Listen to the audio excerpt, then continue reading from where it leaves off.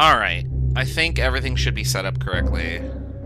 I am so sorry, I did not realize that I was doing anything incorrectly until everyone was like, isn't this at 2:30? Like, 2:30? What do you mean? And then I look at my little thing up here. I don't know if I can capture what I see here. Hold on. Let me try this real quick. That's not what I want. Let me get rid of that. Can I capture OBS on here? No, it doesn't actually let me. Okay.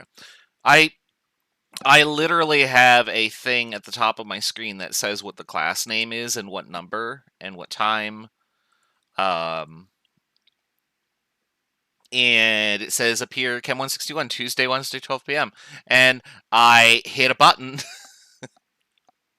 that changed it to my 121 for some reason, and then I just kind of ran with that. So, no, it's actually 161 time. So I apologize for all the delay and the confusion. I'm also quite tired. Didn't sleep very well last night, so you know how that goes. What are we doing today? There isn't anything on the agenda because there's no quiz coming up. We're going to talk about the lab today, so there's not really a lab coming up until we talk about it. We're not going to have another quiz for a long time because I sort of goofed when I designed this class and didn't realize that, yeah, there won't be a quiz for Chapter 3 until like week 8.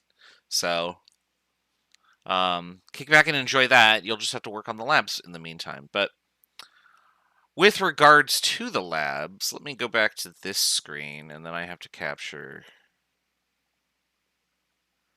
that one, yeah. Oh, it's the same window that I had before here.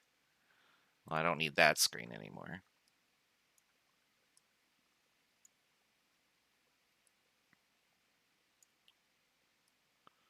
So, we're going to talk real briefly about what you're going to do for lab number 3. Lab number 3 is not super complicated, and it uses a lot of the techniques from lab number 2. What we're going to introduce in lab number 3 is a technique called the Beer Lambert Law, or popularly known as Beer's Law. However, it does not actually involve any alcoholic beverage, sadly. What it does involve is absorbance and light. And now that we know that light interacts with matter and how it interacts with matter, we can start talking about various applications of it. Because light is one of the best tools that we have to explore the microscopic realm of like matter and atoms and stuff like that. So the first thing that we're going to talk about is how this behaves. So I'm going to show you a picture of that. If you beam a beam of light through a sample and the light passes straight through it without any interference, so like there's no scattering, nothing is absorbed, nothing is diffracted, then what you observe is a solution that has 100% transmittance. Okay, ignore the absorbance right now. These are different. I'm just showing you this as an example. So you could see that this beam of light passes through, but there's clearly a lot of scattering. So some of the light is scattered up in other directions. You could see that scattering here, and you could see that in other diagrams as well. So these solutions do not have 100% transmittance. Some of the light is absorbed and then scattered in random directions. So what we're going to do is we're going to define transmittance as the amount of light that gets through the sample. So if I is the number of photons that hit the detector, and I naught is the number of photons that we sent out, transmittance would be the ratio between those. Usually that's just going to be expressed as a percentage. So like I send through a sample of photons and 70% of them hit the detector. So transmittance would be 70%. Or 0.7. Since we're going to express this as a decimal or a fraction, this number is going to range between 0 and 1. 0 if nothing goes through, and 1 if everything goes through.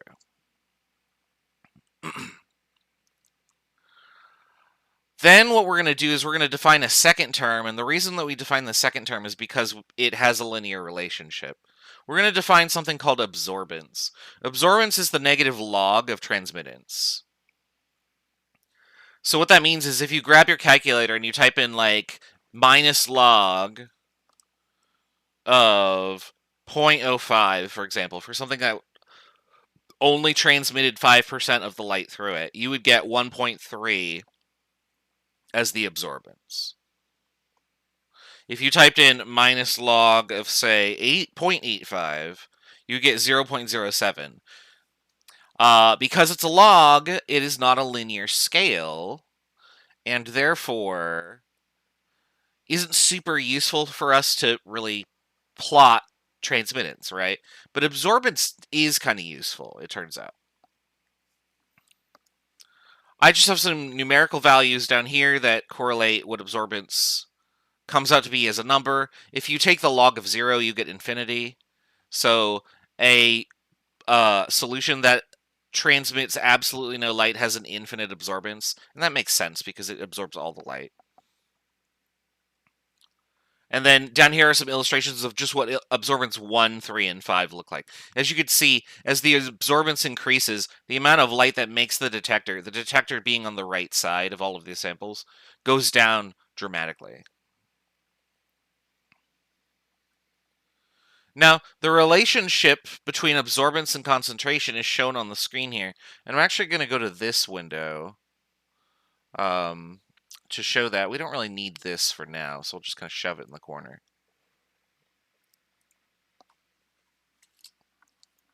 So, Beer's Law, or the Beer Lambert Law, they're the same thing. Poor Lambert kind of gets left off on the end there most of the time.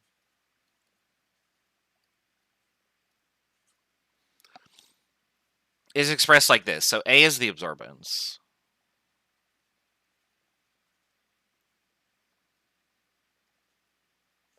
And it has your favorite units. None. A is a dimensionless value. So your answer when you multiply all these things together should just be a number with no units. So guess what? You can't get marked wrong for forgetting your units. There are none. Yay. But the rest of these do have units. So the first one that we're going to care about is this. This is concentration. For our purposes, we're going to express concentration in moles per liter. However, you could express your concentration in any units you want to, such as percent by mass or percent by volume or whatever. In the last lab that you do this quarter, one of the experiments is going to be ethanol concentration, because we're going to analyze wine for its contents. And the concentration will be in percent ethanol, and that's a volume.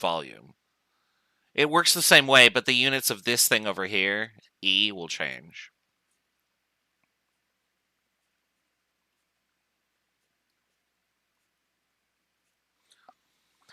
L is the path length. In other words, how far does the light have to travel through the sample before it hits the detector? The more sample that is in the way, the more chances there are for your solution to get absorbed, yeah? If I made the tube 20 centimeters long, the light has 20 times as many chances to get absorbed as it would if it was only 1 centimeter long. Now, to standardize this somewhat so that we don't have to worry about this value,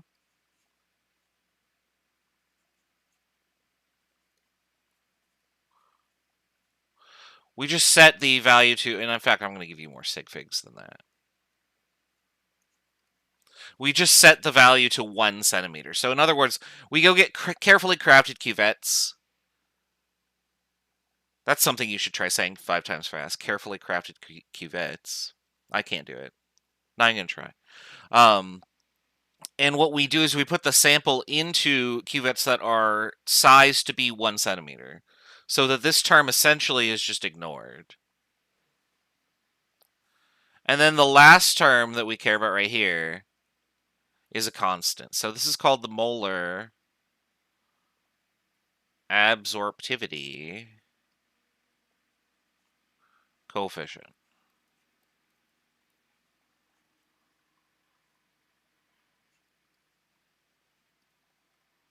And the units are liters per mole times centimeters. And those units exist solely to cancel out the other units. That's all they're there for. If you have a different concentration such as percent volume or something like that, it would be 1/% volume centimeters, just so you could cancel out the units of concentration and path length. So,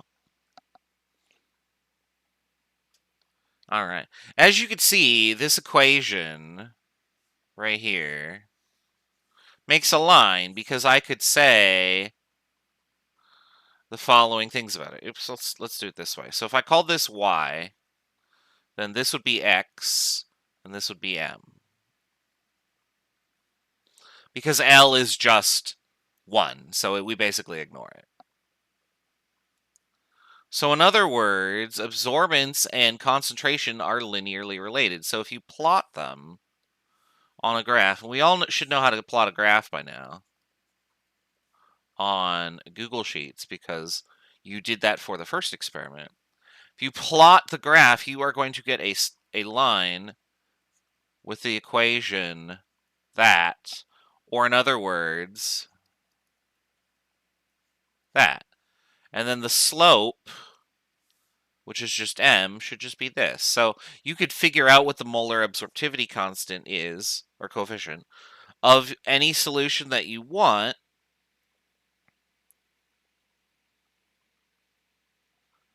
And that constant that we have there is unique for a given not concentration, but for a given material.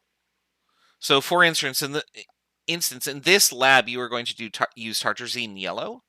But if we used a different dye, such as like red number 1, or blue number 1, or crystal violet, or bromothymol blue, or anything like that, like every single different colored solution out there absorbs light more or less effectively than others, and so it'll have a different constant. The larger the molar absorptivity constant is, the more light it absorbs. Now, something to note is that the upper bound for absorbance is about 1.5. People quote 2. I don't like going that high because it tends to not work. What ends up happening is that if you go past 1.5, I'm going to draw a little tiny diagram here. So we got 1.5, and then we'll say like 3, and then we'll say infinity. Well, here's what absorbance does. It goes up and it's linear, and then it starts to do this sort of thing. And so you can see that my graph does follow a linear relationship until about here. And once you get past that, it's no longer linear, and so it doesn't follow this equation anymore. So we only use Beer's law for dilute solutions.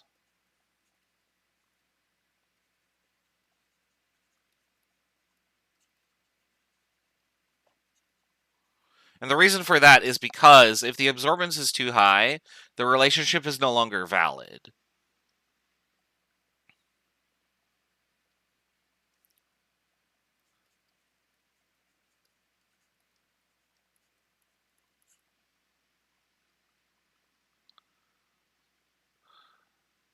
So an absorbance graph looks kind of like a stress-strain diagram. I mean, so I only sort of know what a stress-strain diagram looks like. Like, I know when you have a fault on a diagram like that, the graph goes to like 0 or something like that, I think. But yeah, it sort of tapers over time. But for the part of the graph that we're looking at, it's going to be very linear. So ideally, we try and keep our absorbance below 1.5. Now, the lower it is, the more reliable it is, but the lower it is, the less resolution we get. For example, my detector might detect absorbance down to the thousandths place, but if I only had 0.008 for my absorbance, I only get 1 sig fig. So there's definitely a Goldilocks region, which would be between 3 and 4 sig figs, with your absorbances ranging between like 0.1 and 1. So what you're going to do is you're going to calculate a bunch of concentrations, and I will give you the absorbances. So in other words, what you're going to do is you're going to have a table that looks like this. And so you're going to fill in whatever the concentration is and then whatever the absorbance is. And whatever the concentration is, and whatever the absorbance is. And then so on and so forth. Your responsibility is going to be to find the concentrations of the solutions, and then plot all of this data to make the graph, and then draw conclusions about it. And so I have that available over here. Where is my... There it is. Okay.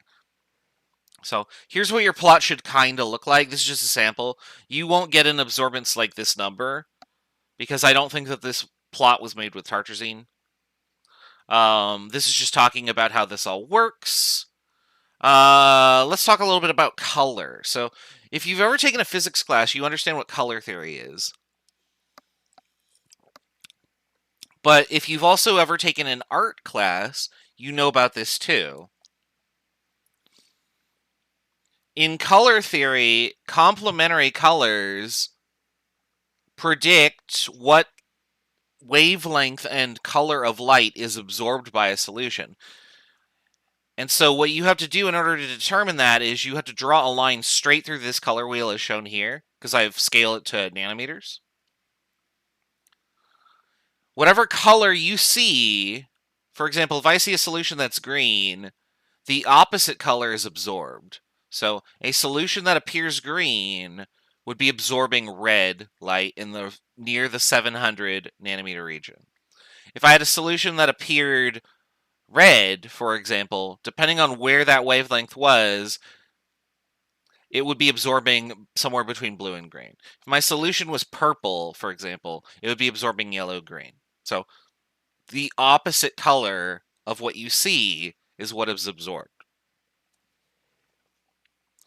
We need to program the detector to look at a specific wavelength, because all solutions absorb different amounts of light differently. For instance, we're going to be working with tartrazine, which is called yellow number 5. What color do you think tartrazine will absorb, and what color do you think tartrazine lets through to your eyes? Well, obviously it's going to let yellow through, right?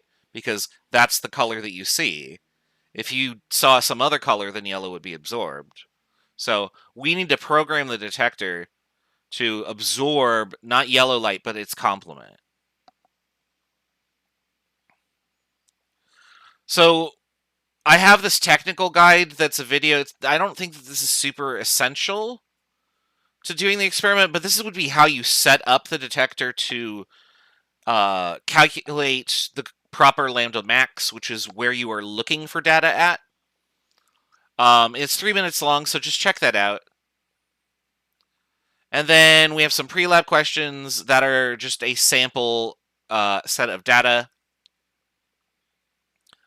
And then remember that whenever you have an equation with a line of best fit, you can use that equation to answer anything you want to. So using this information in this problem and in the plot, calculate the solution. You're going to also be doing that. I'm going to give you 4 known solutions. And what you're going to do is you're going to perform dilutions. And then you'll figure out their concentrations and put them in the detector. So to go over that in a little bit more detail, what we're going to do is I'm going to give you a stock solution. The stock solution is too concentrated. You get an absorbance that's too high. So what we're going to do is we're going to dilute it. Okay? This requires the dilution formula, which hopefully you remember because that was Unit 6, right? So, for instance, the first solution that we would make there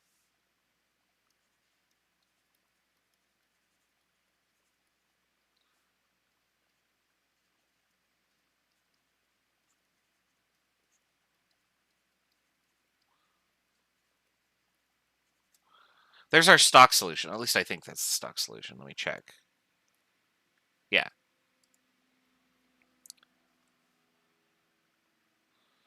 Now, in this case, instead of calculating for V1, you're actually calculating the dilute concentration here.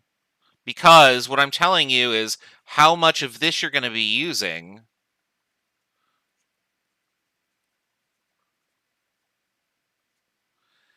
And then over here, I'm telling you the total volume. And you can see that on the information right here. So the stock solution used is V1. and the total volume is V2. So it's a little different than what we've normally done.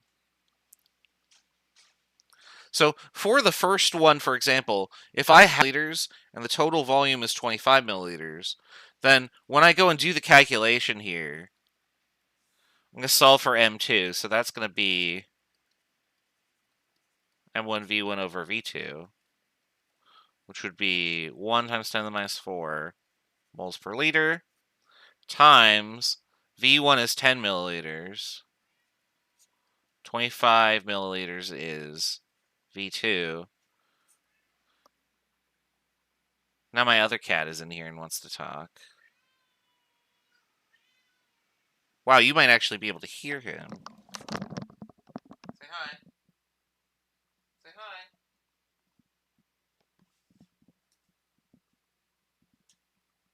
I'm trying to get him to meow while I do the calculation. Meow. No, he doesn't want to do it. He's camera shy.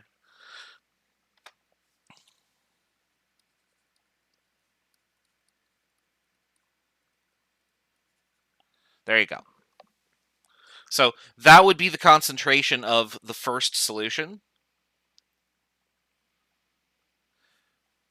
And then you just repeat that process for the remaining solutions that are shown on the slide here. So you have standard number 1, 2, 3, 4, and you'll get a concentration for each of these.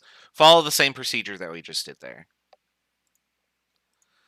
Then finally, what you're going to do is here are the absorbances. I give you these. I also give you unknowns. Remember, unknowns should not be plotted on the graph. They're unknown. You don't know what their concentration is, so you can't plot them anywhere on the x-axis, but you can solve for them later. Once you know all the concentrations from above, you can match them with these absorbances. You can make your plot. You'll get an equation, and then you can solve for the concentration of the unknowns using that plot. And then we have some questions afterward to discuss. That's lab number 3. I think lab number 3 is a lot easier than the last two. Actually, I think the first lab is one of the hardest labs that we do, just because getting into the hang of all those calculations. This one has a few calculations, but they're no big deal. And I do give you a lot of points for doing your calculations and showing the plot. So as long as you get the graph correct, then you're in great shape. All right, let me know if you have any questions about that. We are going to... I did not hit the right button. I almost deleted my scene. That would be awful. Well, I could just copy it, I guess. Sorry, I was trying to clear Photoshop there. All right, so let's continue where we were talking about yesterday, which was all of these quantum mechanical numbers, and I just remembered that I actually saved that document here. So that would be this right here. So now we have this again, so this is available. So yesterday we did all this work. We calculated a bunch of quantum numbers, and I described their meanings and their interpretations. When will Lab Worksheet number 3 be due? It'll be due next week on, I believe, Wednesday. I need to look at the syllabus for that. I'll do that during the break.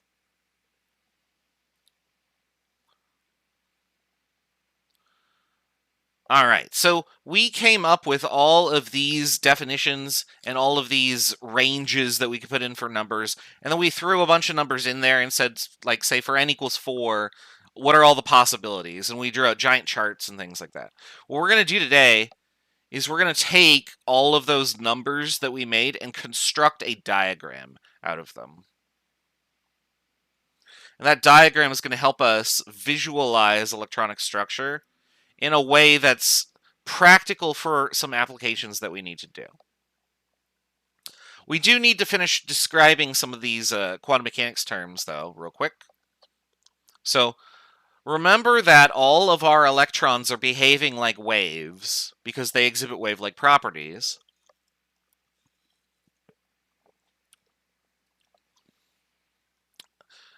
What that means is that we need to define what the three-dimensional wave looks like so we know where the electrons can be found. In other words, if I was going to draw a shape in space that correlates to the wave function of the electron, depending on the energy of that electron, it's going to have different shapes.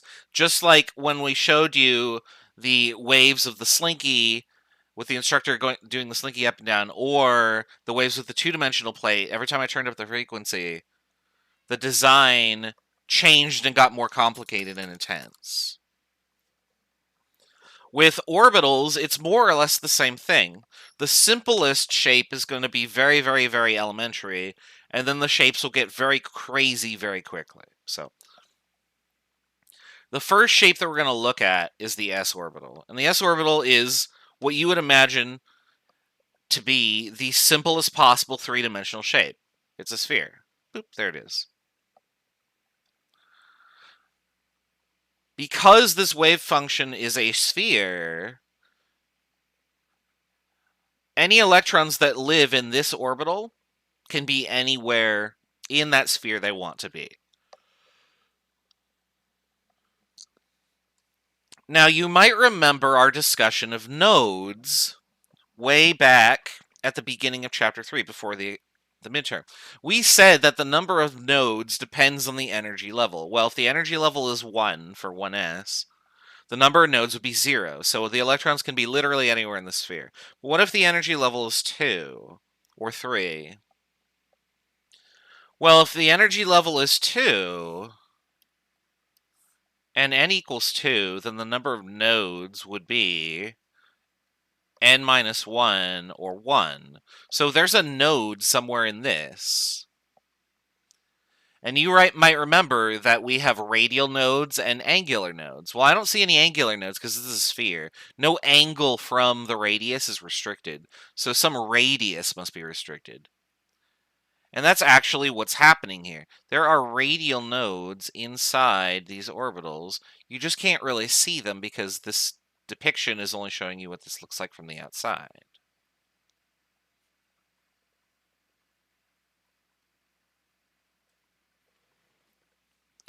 And down here we have 2 radial nodes.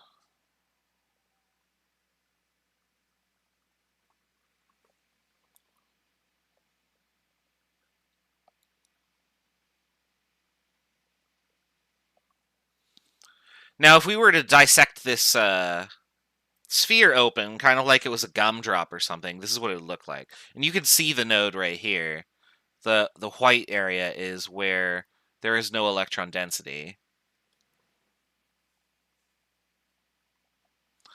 Now, what that means is that at that faint region that I drew in red, electrons never are found.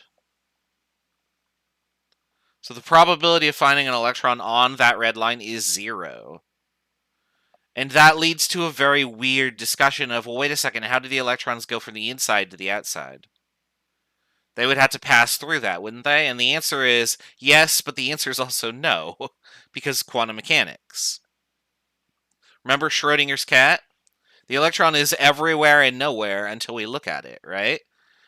But when we look at it, it is never in the node.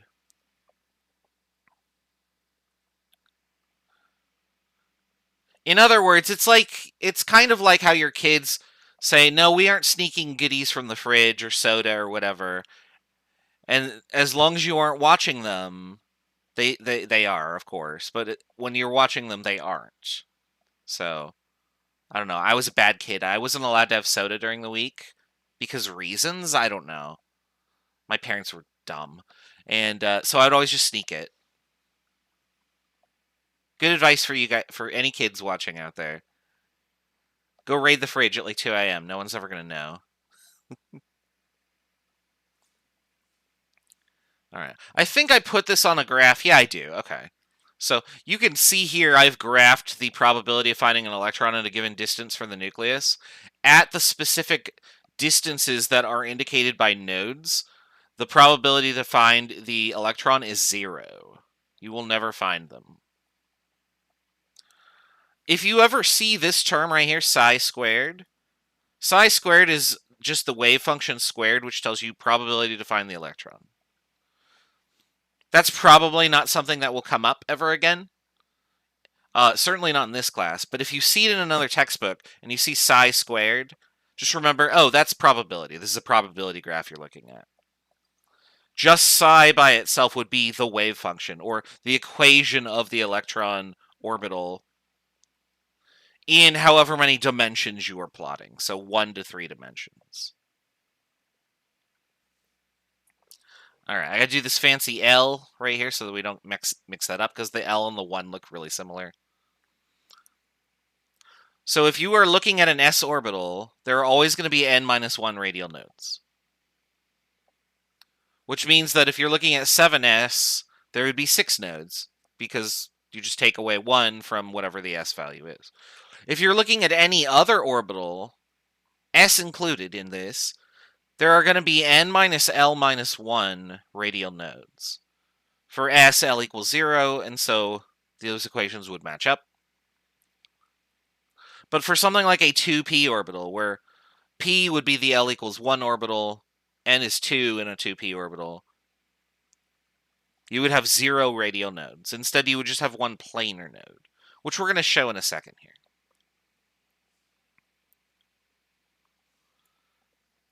For L equals 1, the orbital is called P, and P looks kind of like a bow tie or a dumbbell.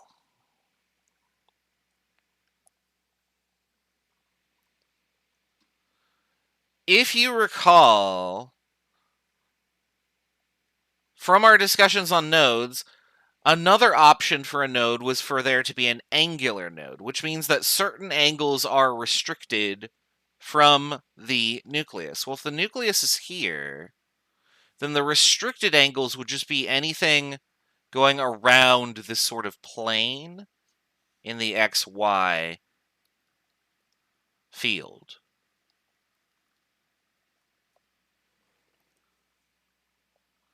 So that would be the angular node for that orbital.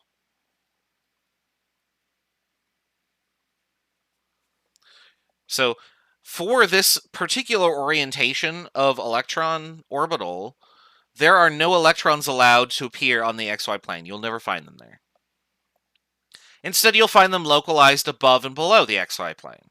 Now, how do they get from one side to the other? They must pass through the node, right? And the answer is, of course, yes, they do, but only when you're not looking.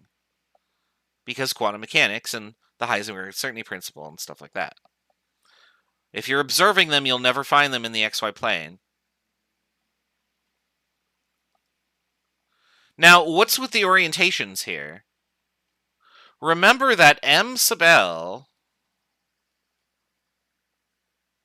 governs orientation.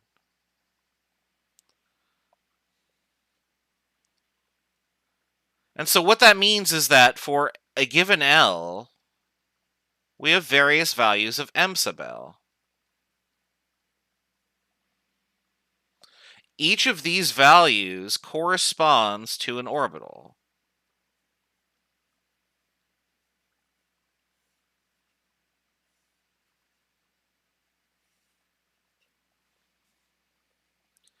Now, the number is arbitrary because axes are arbitrary, right?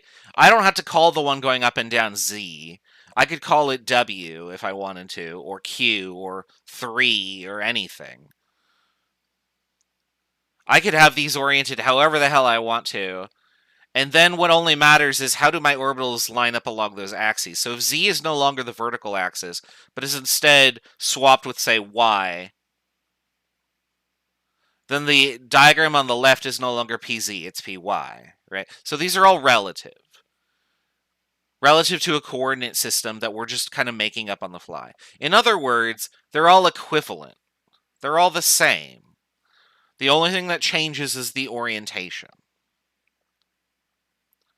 So we assign an M sub L value to each orientation, and that assignment is arbitrary.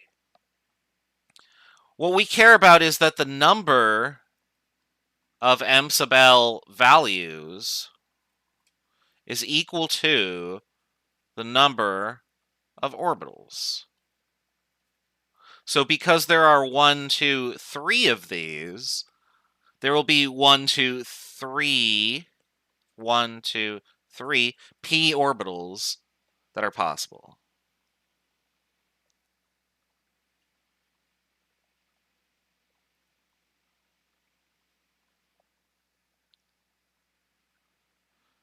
Now, in reality, the orientation comes from these being solutions to whatever the wave function is. So remember, there's an equation that governs this this wave, and the result is you get this dumbbell shape.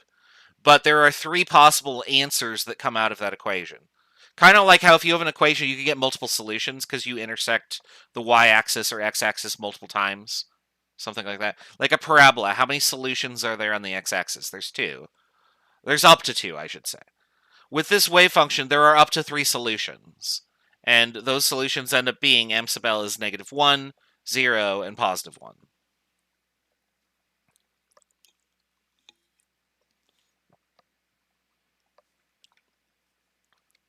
Okay. So that should be everything that I just said.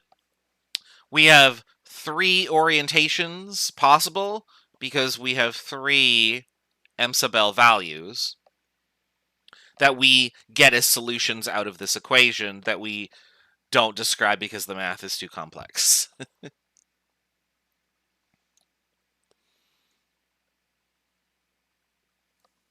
All right. And again, here's our planar node. The xy plane in this is going to be our planar node for this particular orientation. But if I go back to the previous picture, you'll notice that different planes are our nodes for different orientations. In other words, whichever direction our orbital is going in, x, y, or z, the other 2 are the planar node that is forbidden. Nothing in that other plane can ever be where an electron is.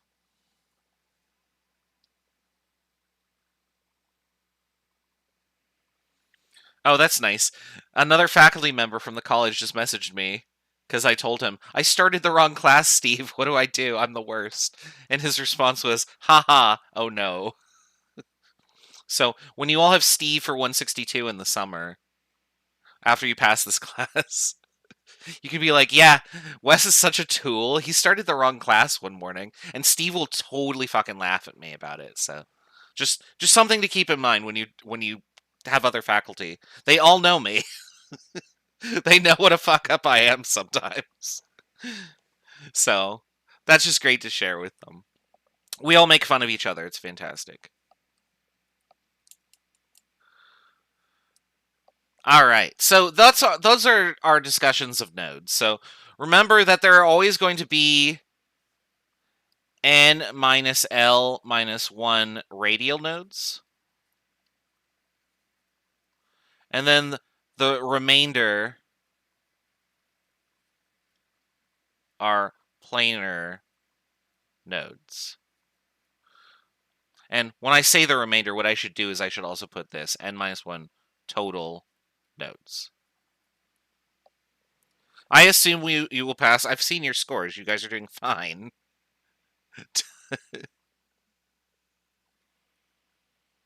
Most people freak out in Chem 161, but in reality, you guys are doing fine. I'm grading your labs, not this instant, but and they're pretty good. So, like, I'm not super concerned. If you're concerned, don't stress out over it. Just focus for the next 5 weeks, and you can definitely make it. I don't think there's anybody in danger.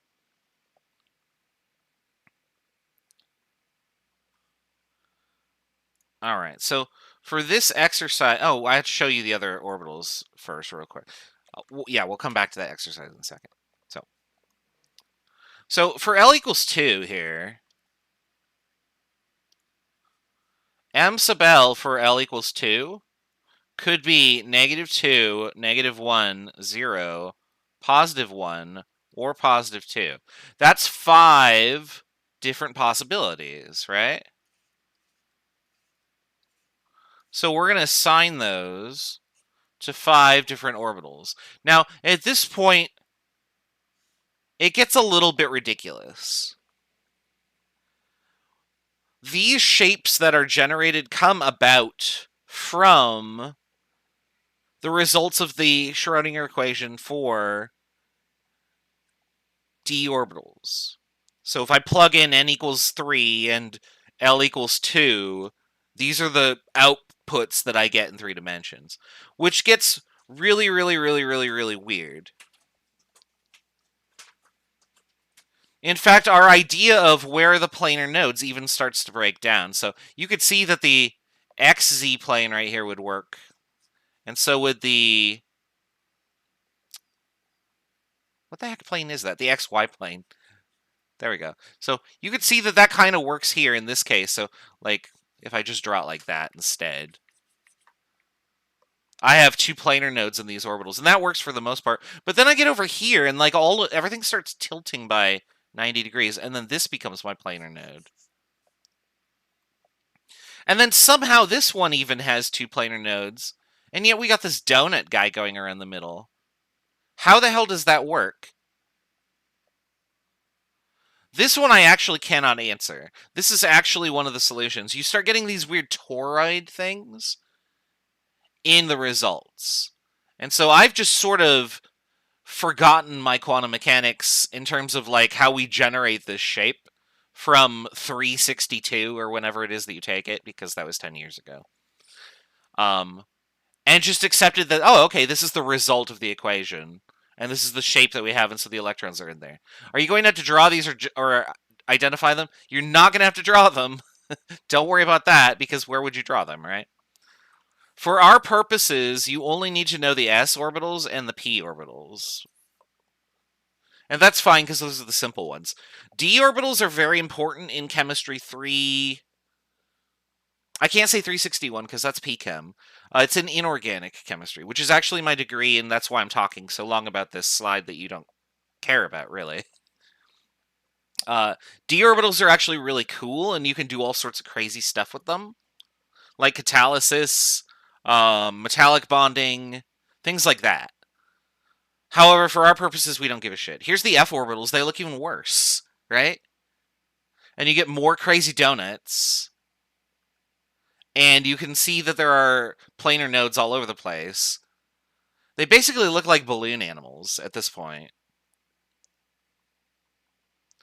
But you do not need to memorize these. Really, why I'm showing these is because, remember that for F, this is L equals 3. So M sub L is -3, -2. How many values is Wes going to write out? Well, I'm going to write out 7 of them, right? -3 to +3. So there should be 7 of these, and there totally are. That's really all I care about, is, oh, the number of possible shapes or solutions to this mysterious equation that we keep trying to ignore is equal to the number of M sub L values.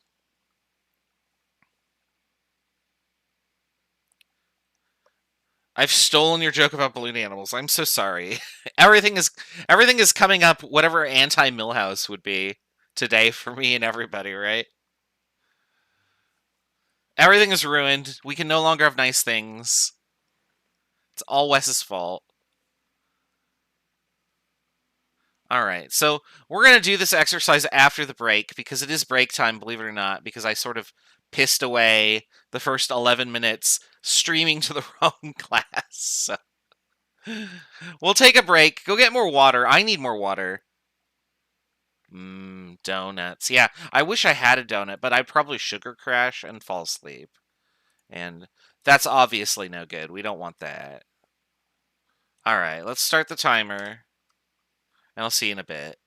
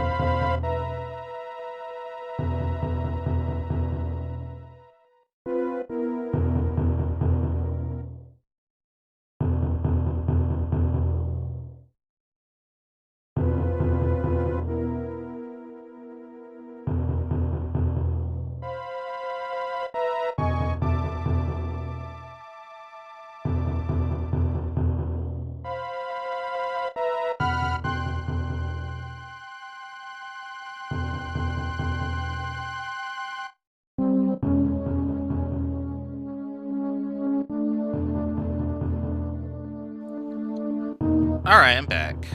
Hi, everybody. Oh, let me turn off the wreck ship here. It's just the name of the music. Alright. I do want to share with you... Actually, I did share with you a video that I put a link in the comments. But if I can go to video capture here... And I go like this. So I found this video that shows all of these orbitals in 3D. So these are the results of calculations that have been done. And I actually want to get the corners of this video in here because they show what orbital they're using. And then all the quantum numbers.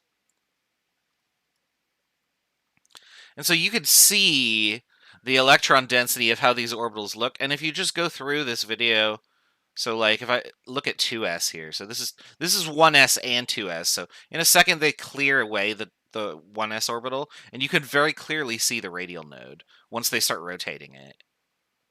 Oh, that's a cross section that they're showing right now. There's the radial node. There was one that they showed that I was like, wow, you can really see the radial node. Maybe it's 3s. But here are the p orbitals. And so you can see our balloon diagrams are kind of a poor representation because these electrons go way out. They go all the way over here. So these loops on the top and the bottom are really big. They're very wide. Much wider than our diagrams would suggest.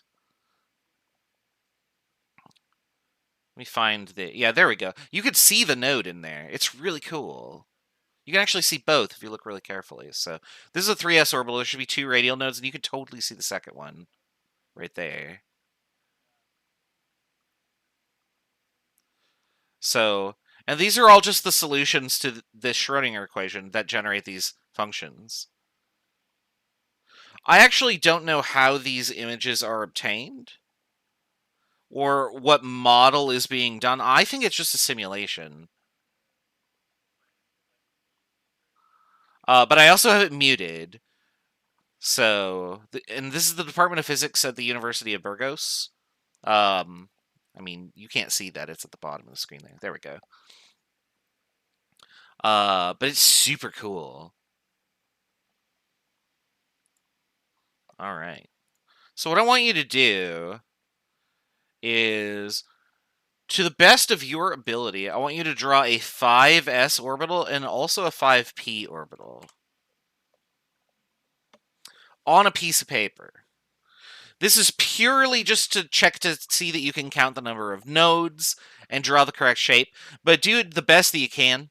We didn't talk about nodes for a 5p orbital other than the planar node, but remember, there are radial nodes. How do you think you should draw that? I'll actually give you a hint here. We'll go back to this video. Oh, this is perfect. I'm on the 3p orbital right there. What do you see in the 3p orbital that looks like a radial node?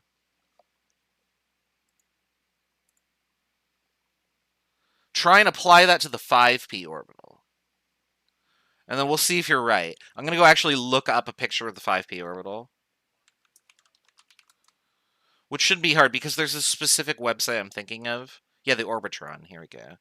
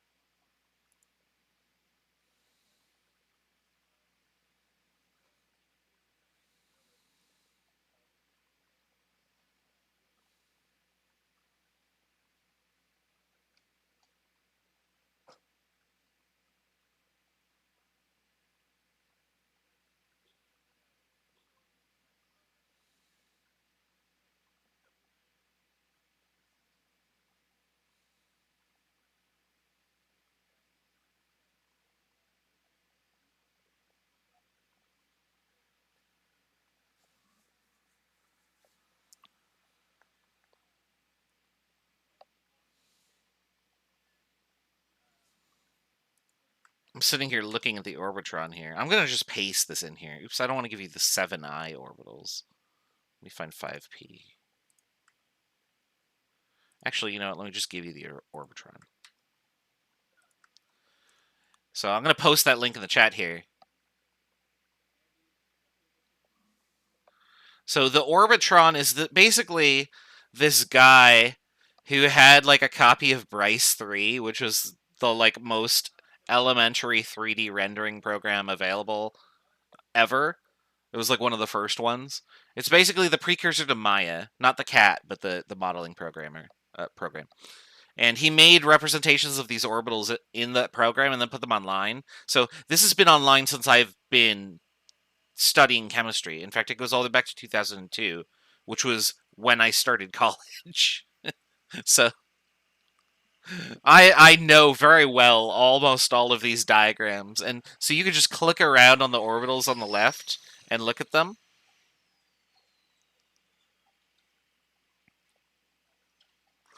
Why is it when you look up specific orbitals, you find images that look like children's toys? Probably because a lot of the orbitals kind of look like children's toys. I mean, they all look like balloons. So anyway, I'll give you 1 or 2 more minutes to keep looking at these, and then sketch them out.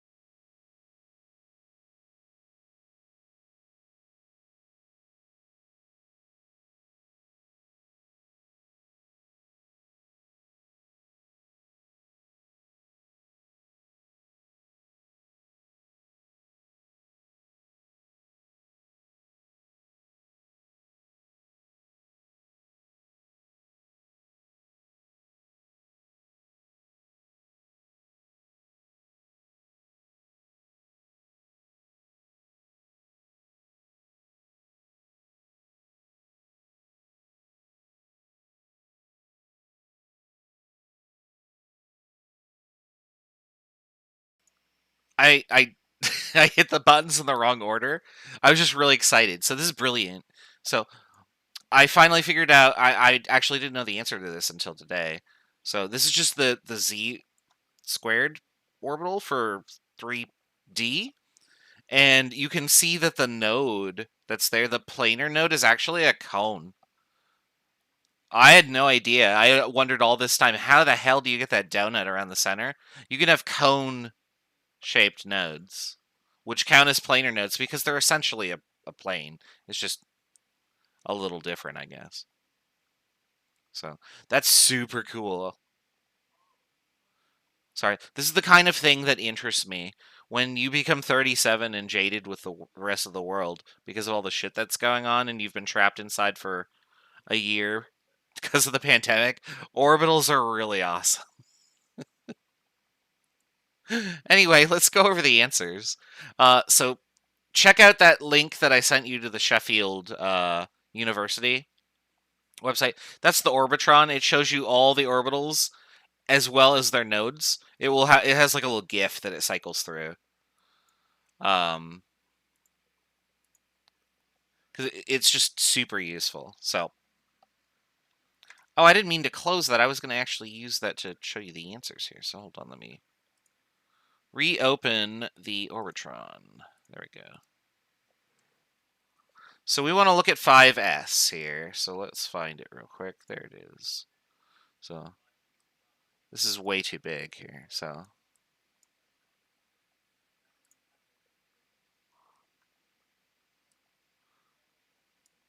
I just want the picture so I can make it as big as possible. There we go. All right, so the 5s orbital looks like this. So obviously it's a ball. And then it has radial nodes, and it should have 4 of them. So each radial node on this picture is shown with a change of color. So this boundary would be the first one, then this boundary is the second one, then this boundary is the third one, and then this one's the fourth one. As long as you drew 4 concentric circles, and then the outermost ring is the edge of the orbital for the 5s orbital, then you did it right. So you should have a circle with 4 smaller circles in it. That's a good enough approximation. What you will notice is that the 1s orbital around something that has a 5s orbital is super, super small. And that's because for a 5s orbital element, that the number of protons that is going to be in that is going to be up in like the 40s. And we're actually going to learn about that later today, perhaps next week. So, and yeah, they look like jawbreakers, right? So I could click on 6s. There's just going to be more of these rings. And then 7s. There we go. Over here, you can see the nodes, so it shows you where the nodes are. It's a little unclear to see for this diagram, but there you go. And then I asked you to do 5p. This diagram's probably not as good, and it is going to cycle through the nodes here. So there's all the what the nodes look like. So what 5p looks like is a bunch of, like, there's our dumbbell shape, but then I have a radial node and then a radial node. And then there's probably another one right there that I can barely see. Because you should have 4 total nodes, right? The first one would be the planar node. And then I should have 3 radial nodes. Oh, you can see it better on this one. So yeah. So there's the radial node that comes between this white and yellow, then between this yellow and white, and then there's another white and yellow in there. So if I were to draw these on paper myself, this is what I would probably draw, just in case you were curious and you're like, well, that mine looks nothing like that. Would you have graded it correctly? Probably. Here's what I would have drawn for 5p. So I would draw a big p orbital, and then I know that there would be 1 planar node, and that's taken care of. And then I have to have 3 radial nodes. And so I would go 1, 2, 3. Something like that. This too is a jawbreaker, but it's a weird shape. Maybe it's 2 jawbreakers like fused together. I don't know. So that's where I'm going with this, is what I would want you to draw.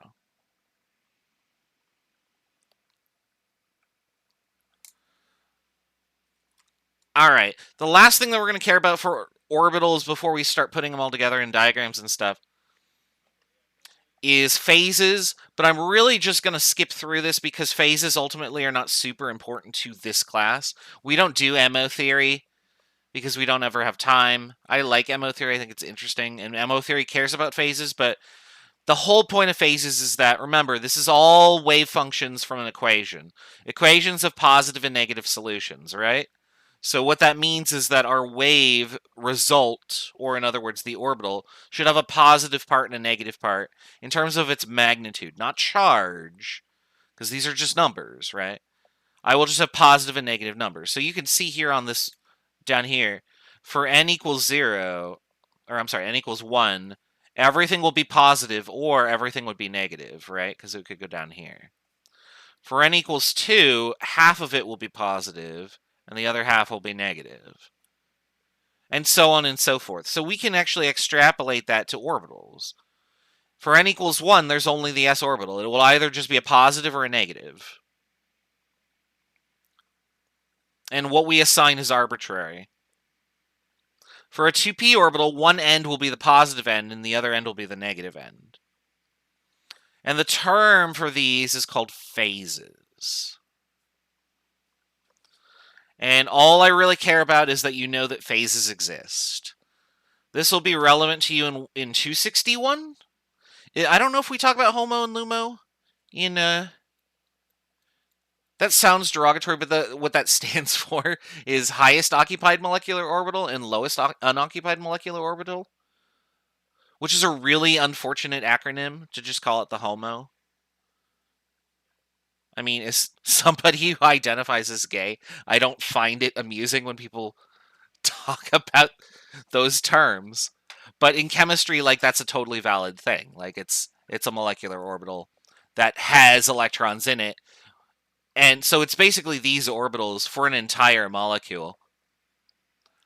And so I guess what I'm trying to say here is that for these diagrams that we're studying, it gets more complex because we can mix them all together for all the atoms in a molecule. And then that is interesting on its own. And when you do study this for molecules, phases will matter a lot. Sorry, I went on a tangent because I'm very tired. All right. I think that that's everything that we need to know about orbitals, finally. Hooray. So yeah, let me know if you have any questions.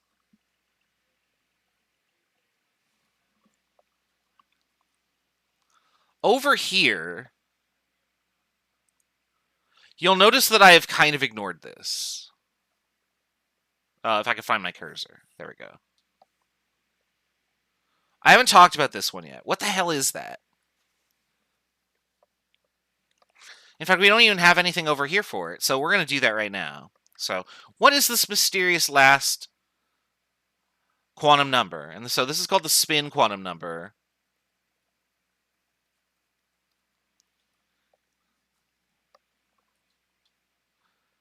And the way that spin works is the following. Here's my electron. Boop.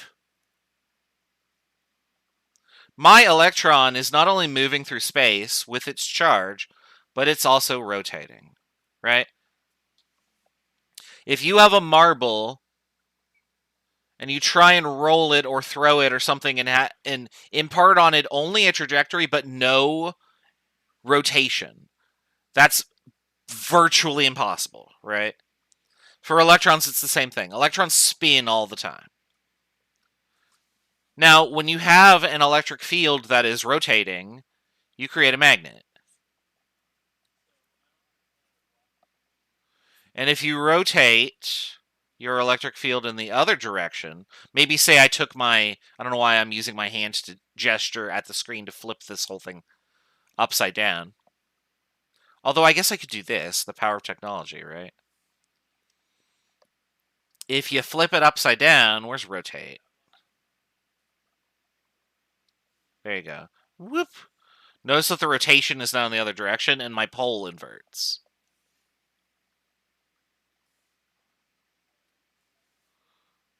Don't apply. There we go. That didn't work. Hold on. There we go. So now my magnet's like this. Now, I have a really weird thing going on here. These electrons repel because I have two negatives that are next to each other. But what do you notice about the magnet part? What do you notice about this? What's going on there?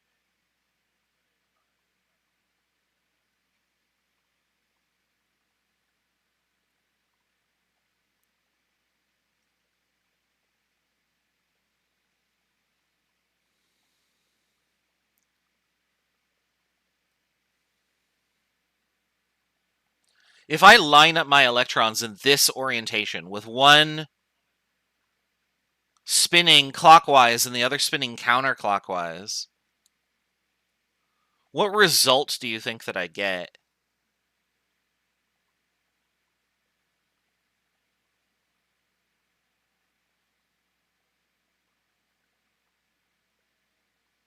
Yeah, the poles are opposites. What happens with magnets when the poles are opposite? Any idea? If you line up the North Pole and the South Pole, what happens?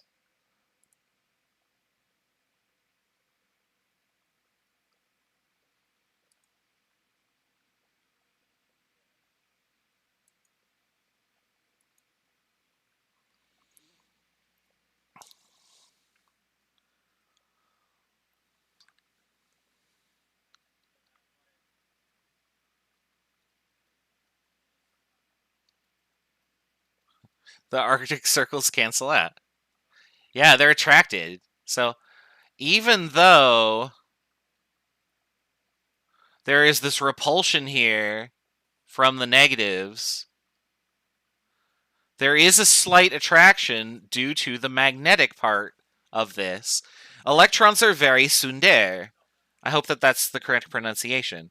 They hate each other, but they secretly like each other a little bit. They want Senpai to notice them. Remember to like and subscribe. So that's how electrons behave, is they repel each other normally because they're both negative, right? Like charges repel. However, the magnetic part of the spin component causes them to slightly attract to each other enough that they don't repel completely. And what this means is that when I have an orbital, so for example, if I have an orbital, so like my 1s orbital, I can put at most 2 electrons in there. Normally, if I just put 2 electrons together, they would repel each other and that would not be okay. But if I allow them to have opposite spins, that is okay because the repulsion is somewhat neutralized. And so when I put my electrons into the orbital, they will pair together. They will only pair, however, if they have opposite spins. And those spins are either plus 1/2 or minus 1/2. And that's where these numbers come from.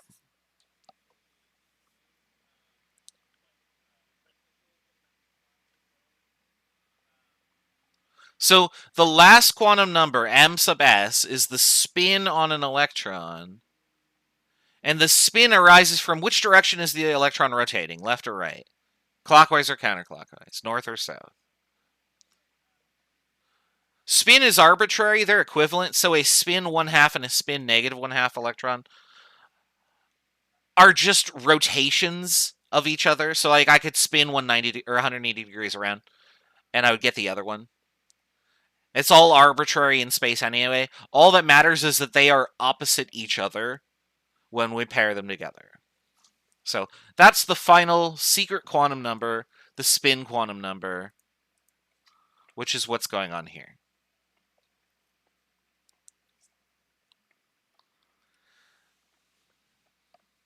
Now, electron spin is always visible. It is impossible to have an object that has 0 angular momentum in any angular direction. Like, I've tried to do this bowling where you just have the ball slide across the floor, and it's impossible. It's kind of cool if it looks like it's doing that for a second, like, because it starts spinning, like, backwards, and then it changes its trajectory, and then, I don't know. I'm trying to make a bowling analogy, but I haven't been bowling for a year, so I miss bowling. That's probably the best example I can think of trying to throw a ball with no rotation on it at all. It is virtually impossible. And for electrons, it is essentially impossible.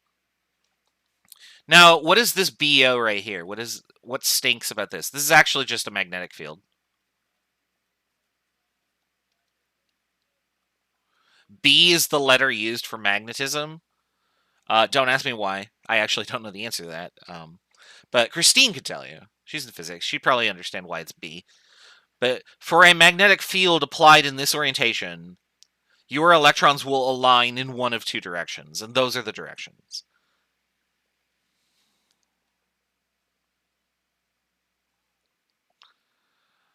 All right. Now remember, we can only pair at most 2 orbitals.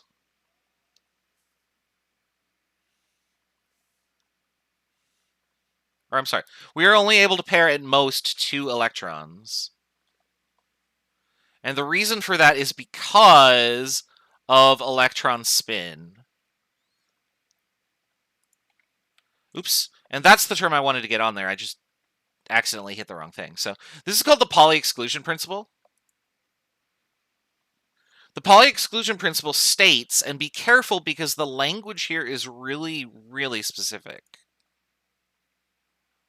no two spins in an orbital can be the same. Now, you might think that that's kind of a weird and unnecessary way to describe it, but what that does is it's keeping open the possibility for other spins. That there is something that can be done maybe somewhere else in the universe with a third spin or a fourth spin or whatever. Maybe it's undiscovered. But to keep the rule as inclusive as possible of any possibilities, it's written in this manner. So be very careful with how this is written so that you don't misunderstand what's going on. You know, just in case it appears on the question on the quiz or something. Like, what is the Pauli exclusion principle? Don't just say electrons with opposite spins can pair, because that's a little incomplete, okay? So just be mindful of that. Yeah, that's really all I want to say, okay? An orbital may never contain two electrons with the same spin. Now, since we're talking about bowling a little bit with bowling balls and stuff, go ahead and you can type in the chat what you think my best bowling score is, just for fun. And I'll actually show you at the end. But for now, what I want you to do is I want you to determine from your notes, is it yesterday? Yeah, yesterday. When we did all of the orbitals in n equals 4, how many total electrons can you put in n equals 4? And then next, I want you to do that for n equals 2 and then n equals 5. Now, for n equals 5, we actually have a special circumstance that comes up. So I want you to tell me how many electrons go into all of those orbitals. And remember, there's this very easy way to do this without writing everything out. And if you can remember it, you'll do this like in 20 seconds. So once you've done all of that, then you can guess my bowling score.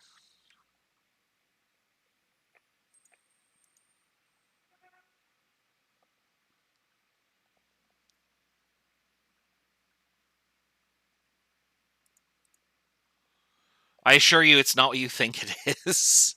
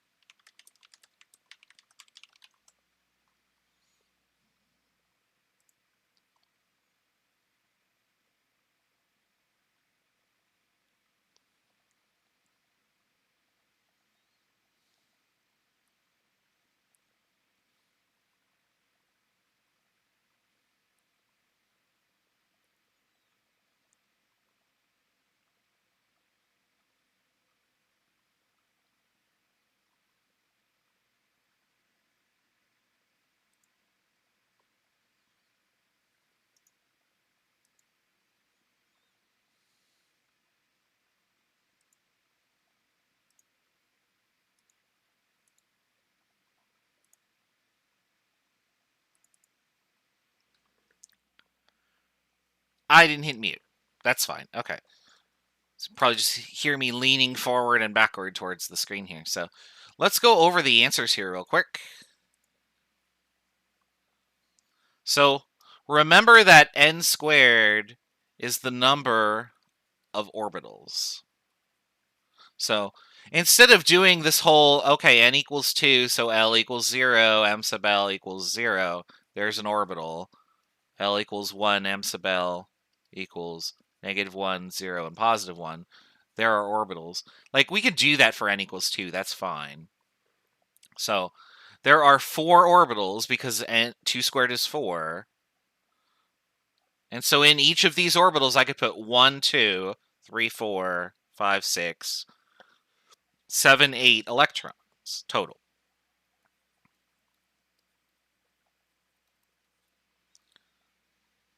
You heard me typing. Yeah, I was trying to type in. Oh no, I was typing to you guys. Like, what the hell was I typing? I was looking for pictures. I was looking for my best bowling score. So if this is true for n equals 2, then for n equals 5, well, n equals 5, so n squared is 25. If I can put in 2 electrons per orbital, there should be 50 electrons of space worth in shell n equals 5. And then for n equals 4, it's the same thing here too. N squared is 16 times 2. There are 32 electrons worth of space, and n equals 4.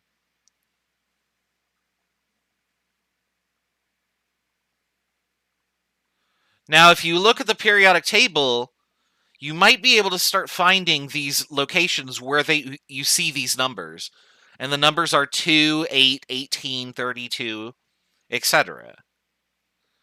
Where the heck are they occurring? Well, if you just go across the periods, you'll find them. All right. Is there a relationship between n and the number of orbitals? Yeah, we've already discussed that, so. All right. So, we have finally learned everything we need to know about quantum theory.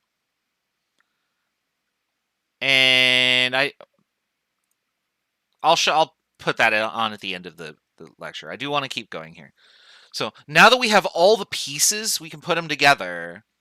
And we can finally start taking all of this stuff and using it in a way that allows us to make sense of what we observe for electrons. And so this leads us to what's called an electron diagram or electron configuration. So we're going to take those quantum numbers, this n, L, m sub L, and m sub S. We're going to use them all together to give us the address of various electrons in a given atom. Now, they also tell you what type of orbital you're looking at, so S, P, D, or F. So a lot of that is going to be condensed down into a sentence and a picture. Yeah, the quiz is going to be ridiculous. I apologize for that. I really should have made this 2 quizzes worth in Chapter 3, but I already didn't do that, so. All right. What we're going to do is we're going to start writing something called an electron configuration. I'm going to sneeze, so hold on.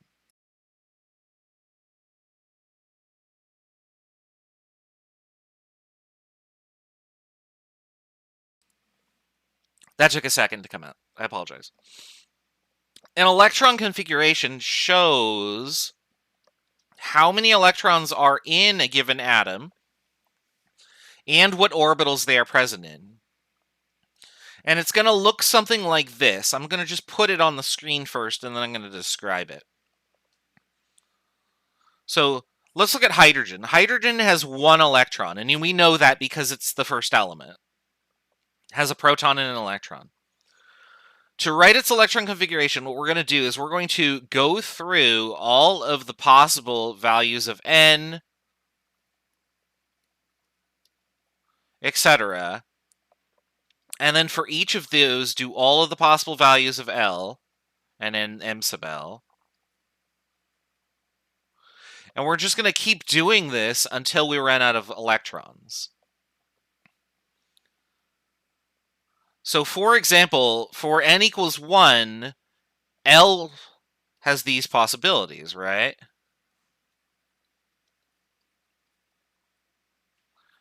So I would put 1 electron into this 1s orbital. Because remember, L equals 0, so that's S. And so I would write that in the following manner. This is the orbital or sublevel I'm putting electrons in. And then this number right here is the number of electrons I put in that orbital. And I think I give you that information here.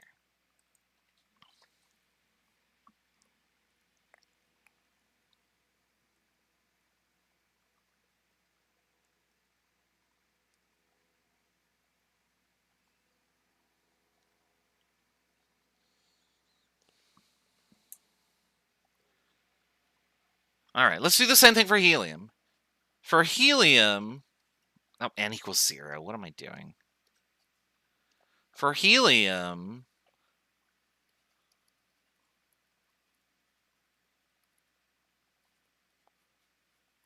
there's my orbital.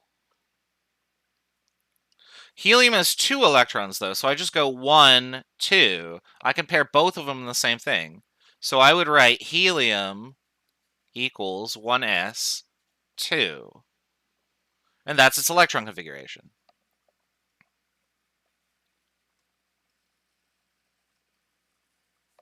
So that's easy enough. Oops. Now what I want to do is I want to do the next one. I want to go to lithium. We're not going to do this for all 118, but for lithium, which has 3 electrons, what the heck do we do here? So if n equals 1, L equals 0, which means that m sub L could only be 0. There's an orbital. And I can put at most 2 electrons in there.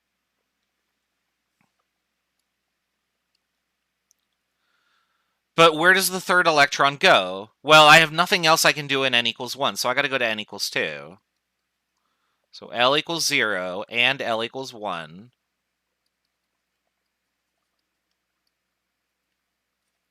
So here's an orbital. And m sub L equals -1, 0, and +1. There's some more orbitals. And we're just going to put our electron into the next earliest available orbital, which would be this one.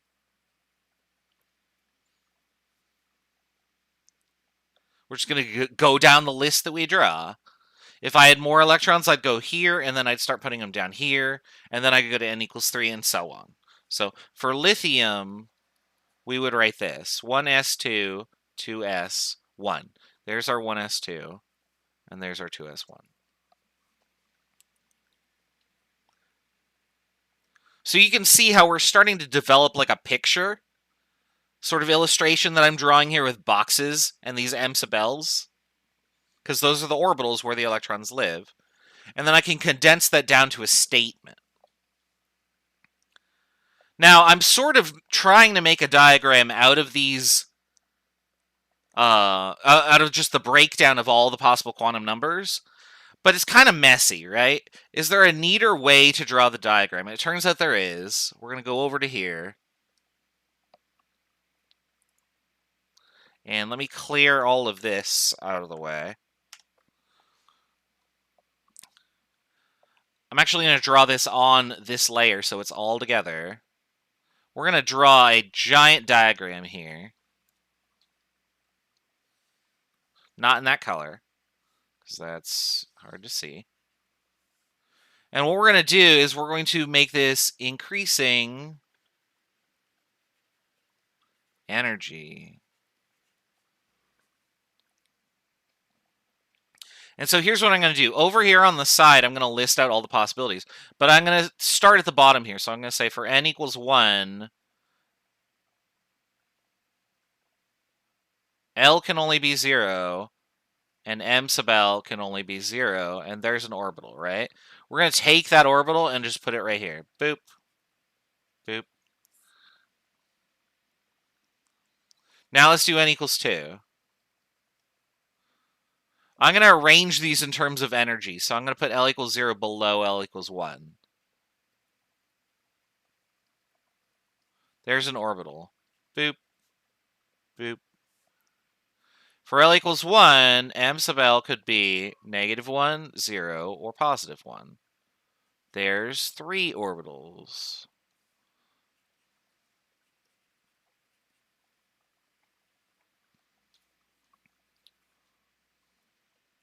And then I'm going to do N equals 3.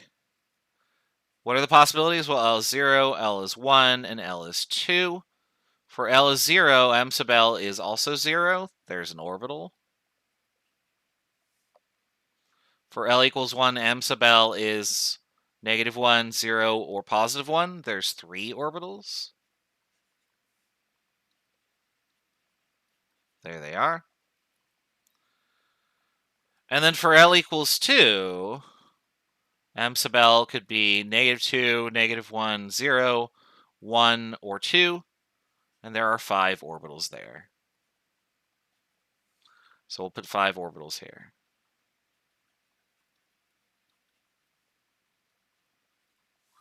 There you go. And remember for each of the codes, so L equals 0 is S, L equals 1 is P, and L equals 2 is D, and so on and so forth.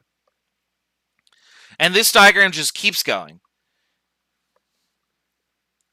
And so what we're going to do now is we're going to just fill in electrons for whatever elements that we want to, and then write our electron configuration. So I'm going to pick an element with more electrons. We're going to pick oxygen, and we're going to write its electron configuration. So for instance, I got to get on the right layer here so I can erase this later. So oxygen has 8 electrons. What would its electron configuration be?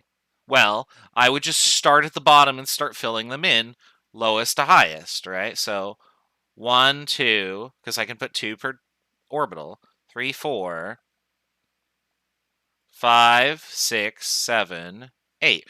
Electrons do repel, so if you have a choice of where to put them, we'd put them in empty spots first before we would pair them.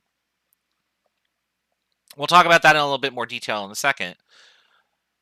But really, all we care about is the number. So I had 2 in the 1s orbital, so I'll write that. I had 2 in the 2s orbital. And then I had 4 in the 2p orbital. There's your electron configuration for oxygen.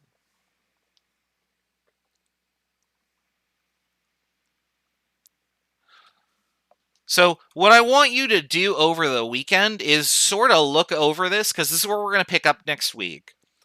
I want you to try and learn the diagram. So you've seen how the diagram is constructed here. We are going to modify the diagram a little bit later, which is why I'm saving this image so that I can copy and paste and move stuff around. But the gist of it up through n equals 3 is it looks like this. And we're just going to fill in electrons from bottom to top, from lowest energy to highest energy, based on how many electrons there are for a given atom. And then we're going to write its electron configuration like that as shown. All right. Not very many people guessed my bowling score, it looks like. I only saw like people writing down like 16 for the number that they guessed. Well, if you want the actual bowling score that I got,